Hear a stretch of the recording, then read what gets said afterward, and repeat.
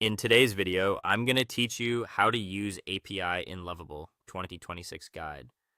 We'll walk through connecting your Lovable project to the right services so you can use APIs confidently. Start by opening the specific Lovable project where you want to implement the API. Having the correct project open ensures any changes you make apply to the right code base and environment. Next, head into Settings. This is your home base for integrations and project level connections. Inside Settings, go to the GitHub section. Lovable uses GitHub to keep your code in sync, trigger builds, and manage deployment changes, so connecting GitHub first lays the foundation for API-related work. Click Connect Project. Choose the repository that corresponds to your Lovable project and confirm the connection. Make sure you have the necessary permissions on GitHub to authorize this link. If you're part of an organization, you may need to request access from an owner or admin. Once your repository is connected, move to connectors. This is where Lovable centralizes integrations with third-party services.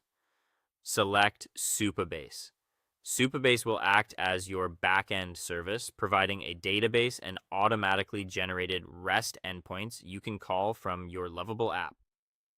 Click Manage Connected Organizations.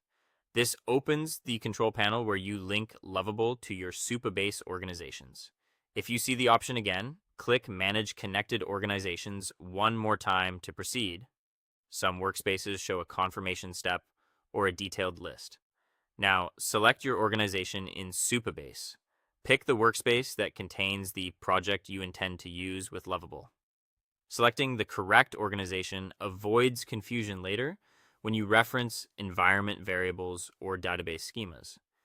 If your organization doesn't appear, click Add More Organizations. This takes you through a quick authorization flow so Lovable can discover any additional Supabase orgs under your account. When prompted, click Authorize Lovable. Review the permissions, confirm you're signed into the right Supabase account, and complete the authorization. This securely links Lovable to your Supabase organizations without exposing credentials in your code. After you're redirected back, you should see your Supabase organization connected within the Lovable connectors view. At this point, your project is wired to GitHub for code management and to Supabase for data and API access. From here, you can reference your Supabase services in Lovable, call the auto-generated endpoints, and continue building with confidence. That's it. Your Lovable project is now integrated and ready to use APIs through Supabase. Congratulations.